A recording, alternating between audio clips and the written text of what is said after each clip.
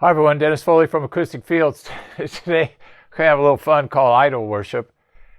Gosh, I can't believe some of the gear I see in these two-channel rigs positioned. They're some of them are bigger than the speakers. But we'll go through that at the end. But let's talk about some reasoning here why you don't want to do that. Free space with sound is our friend. It's not something that you want to fill up.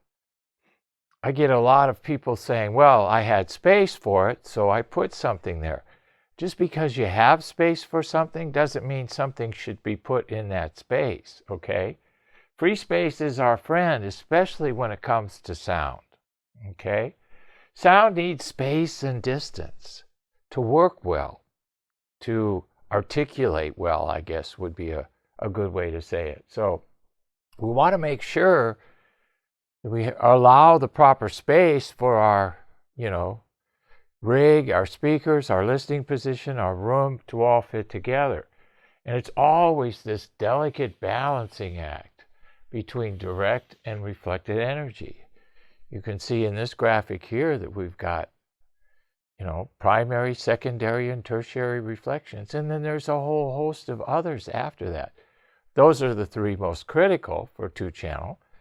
But as you tune your room and increase the resolution of your room, other order reflections become critical too, even the ones behind you. We always are concerned about those because as we improve the resolution of the room, you start to hear more. This is what happens when you start treating a room. A lot of people don't have budget to treat the whole room. I understand that.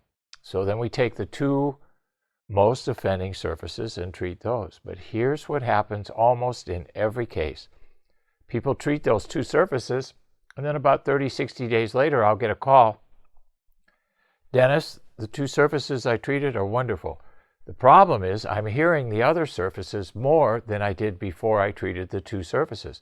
Well, that makes sense because you've resolved the issues those two surfaces were creating, and you can hear the other surfaces more clearly now. Before, all surfaces were contributing to the problem, so you didn't know which surface was contributing what.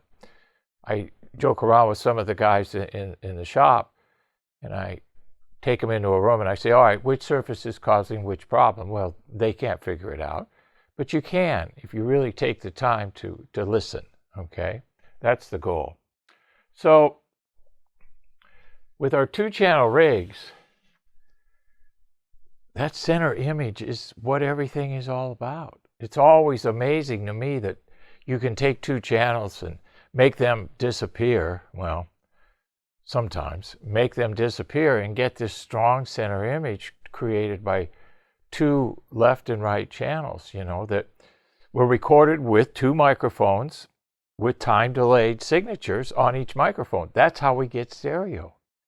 You can't take a stereo recording and run it through mono. It's not going to work because we have those time signature delays from the microphone from source when it was recorded. But stereo, it's kind of phasey anyway, right? I mean, that's kind of a definition of phase, time-delayed signatures in the recording process. But it's a beautiful phase, if you will. It's nice. Mono has its place too. I listen to a lot of mono, a lot. And I listen to stereo too. Stereo done right is good. Mono is mono, and it's always good. But we got to get that center image focused. That's critical, okay?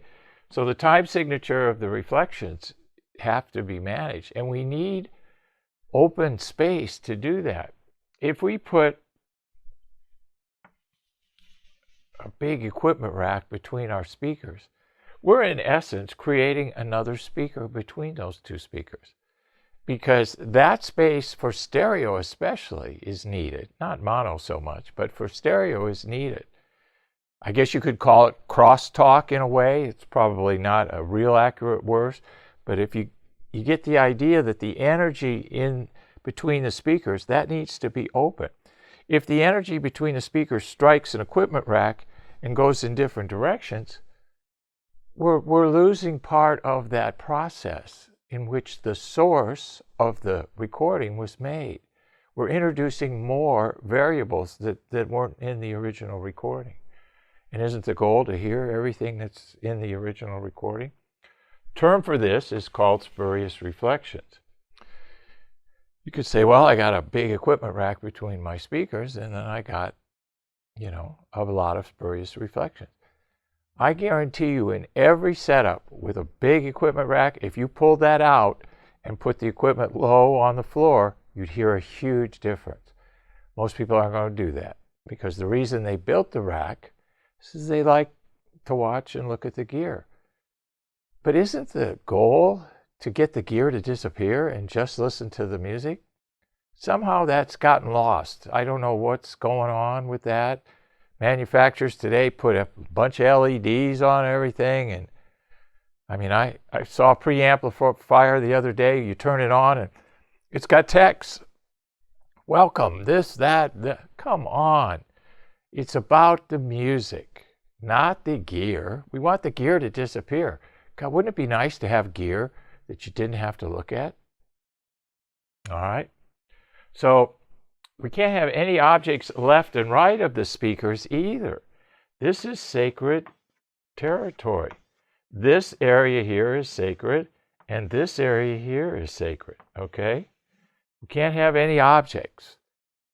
Keep it open. Now, if you're going to have objects, then do the same to both sides. If you're going to make mistakes, do the same to both sides. Because the stereo signal coming out of that speaker demands predictability, consistency, and uniformity, by definition, okay? Let's take a look at some of these racks. I don't know what order they're going to be shown in, but let's just walk through some of them. And I think you can kind of get the idea here.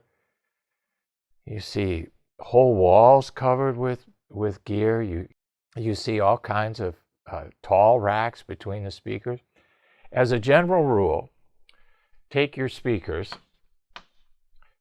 and look at the mid-range drivers. Let's call it a three-way. Take your speakers and draw an imaginary line from the mids to the highs. And you want no objects here, no objects here, and no objects here on the side of the speaker, okay? Keep this area free space. Keep it open. Let the speakers do their job. Let the stereo left and right channel data do its job. Don't interfere with it. Let it get out into the room. And then, it becomes the domain of the room, and then we have to deal with that too. But let's give it a fighting chance by keeping all of that area open, okay? So no idol worship, please. Let's focus just on the music. Let's forget about the gear. I know a lot of you spend a lot of money on gear, and you're proud of it. I get it. But pride should come from the enjoyment of the system, not looking at the gear, the surface area. I've seen some gear that looks really good and sounds horrible. So let's focus on the music, let's focus on proper setup, and let's focus on treating the room so that we get the most out of our gear. Gear today is wonderful. Speakers have come a long way in the last 10 years. Electronics, equally so. And then we take that high-resolution gear and we put it in a horrible room. So we take real high-resolution digital gear and we put it in a very low-grade analog room. That can't make sense. It doesn't make sense. And a lot of these variances that you hear in cables and amplifiers, preamplifiers, not speakers so much, but the variances that you see are mostly, trying to compensate for deficiencies in rooms. So be careful. Get the room set up correctly. Follow some basic rules. Remember, physics is the law. Everything else is a suggestion. Hope this helps. Thank you. Thank you for watching this video, and if you liked it, please give us a thumbs up. We also have a newsletter that you can subscribe to, so please do that because we offer special price discounts to only those on our newsletter.